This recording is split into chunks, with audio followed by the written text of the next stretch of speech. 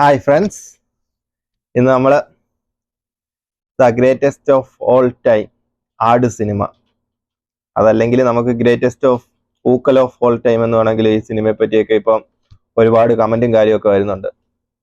Cinema ഇന്നലെ റിലീസായി ഒരുപാട് നെഗറ്റീവ് റിവ്യൂ കണ്ട് നിങ്ങളിപ്പം കുറച്ചു പേരൊക്കെ പറയുന്നത് കണ്ടായിരുന്നു, സീറോ എക്സ്പെക്ടേഷനിൽ പോയി കഴിഞ്ഞാൽ സിനിമ ഇഷ്ടപ്പെടുന്നു. ഇത് ഇന്നലെ റിവ്യൂ കണ്ട് മൈനസ് എക്സ്പെക്ടേഷനിലായിരുന്നു പോയത്. എക്സ്പെക്ടേഷൻ എന്ന് പറയാനേ ഒന്നുമില്ല. അങ്ങനെ പോയി കണ്ടിട്ട് പോലും ഒരു ഇതുമില്ല. എന്തോ പറയാനത്. സിനിമയുടെ സ്റ്റോറി നമുക്ക് സ്റ്റാർട്ട് ചെയ്ത് എൻഡിങ് വരെ അടുത്ത സീൻ എന്തായിരിക്കും വരുന്നതെന്ന് പറയാൻ പറ്റും.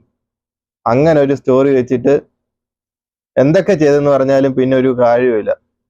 കുറച്ചൊക്കെ നമുക്ക് പ്രതീക്ഷിക്കാത്ത കാര്യങ്ങളൊക്കെ വന്നു കഴിഞ്ഞാൽ ഒരു ത്രില്ലിങ് മൊമെന്റ് വരത്തുള്ളൂ ഈ സിനിമയിൽ എന്ന് വെച്ച് കഴിഞ്ഞാൽ. അതല്ലെങ്കിൽ അങ്ങനത്തെ രീതിയിൽ എടുക്കണം.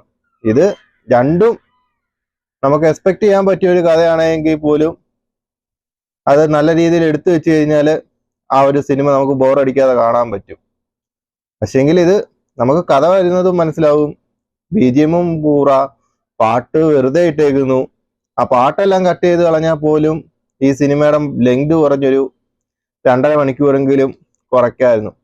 ഇതിലെ ഇന്റർവ്യൂവിൽ പറയുന്നതിന്റെ കൂട്ട് ഒരു സീന് നമ്മൾ 1 മിനിറ്റ് ഫോണിൽ നോക്കിക്കഴിഞ്ഞാൽ സ്റ്റോറി മൊത്തം കൺഫ്യൂഷൻ ആവുന്നു.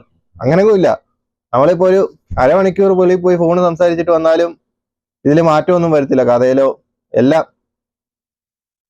അങ്ങനെ ഒരു സിനിമ വെച്ചിട്ട് എങ്ങനെ ഈ ഫാൻസുകാർക്കൊക്കെ പോസിറ്റീവ് പറയാൻ പറ്റുന്ന. പിന്നെ എന്തോ പറയാനാ, ഇവിടെ ഞാൻ 50 റിയാൽ കൊടുത്തിട്ടാണ് ഈ സിനിമ കാണുന്നത്. 50 റിയാൽ എന്ന് പറയുമ്പോൾ നാട്ടിലത്തെ 22 വെച്ച് 1100 രൂപ കൊടുത്തിട്ടാണ് ഈ സിനിമ തിയേറ്ററിൽ ഇരുന്ന് കാണുന്നത്. അപ്പം നമുക്ക് എന്തെങ്കിലും ഒരു ഇത് വേണ്ടായോ?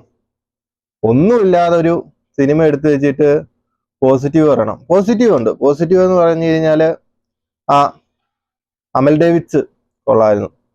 നമ്മൾ ഏറ്റവും ബോറായിട്ട് വരുന്ന വിചാരിച്ച് അമൽ ഡേവിഡ്സ് സൂപ്പറായിരുന്നു.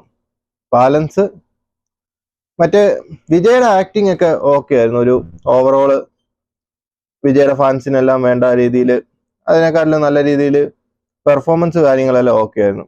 അതുകൊണ്ട് മാത്രം ഈ സിനിമ ജയിക്കത്തില്ലല്ലോ. എന്തെങ്കിലുമൊക്കെ ഉണ്ടെങ്കിലല്ലേ ഒരു സിനിമയിൽ കണ്ടുകൊണ്ടിരിക്കാൻ ഒരു ത്രില്ലിങ് മൊമെന്റ് വരുത്തുള്ളൂ.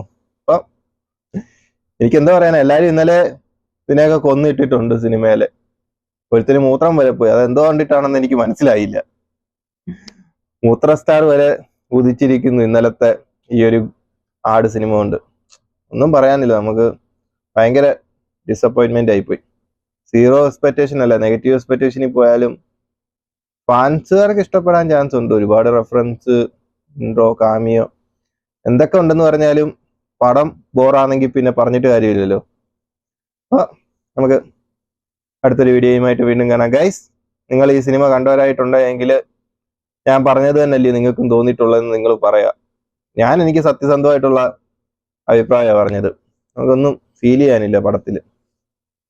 ഫാൻസുകാർക്ക് പോലും ഒന്നും തോന്നത്തില്ല. പിന്നെ എന്തെങ്കിലും പറയണ്ടായല്ലോ എന്ന് ഓർത്തിട്ട് പറയുന്നതായിരിക്കാം. ഒരു ആവറേജ് പടം. കാണേണ്ടവർ എന്തായാലും പോയി കണ്ടോ. നമുക്ക് ഇത്രയും പൈസ ഒന്നും കൊടുത്താലും പോയി കാണാമായിരുന്നു. ഒരു നാട്ടിലത്തെ പൈസയൊക്കെ ആണെങ്കിൽ പിന്നെയും പോയി കണ്ട് 3 മണിക്കൂർ കളഞ്ഞിട്ട് വരാം. അപ്പം ശരി ഗൈസ്, വീണ്ടും നമുക്ക് അടുത്തൊരു വീഡിയോയുമായിട്ട് വീണ്ടും കാണാം. ബൈ. നീ എവിടെ പരിപാടി അവതരിപ്പിച്ചാലും ഇത് തന്നെയാണല്ലോ നിന്റെ വിധി.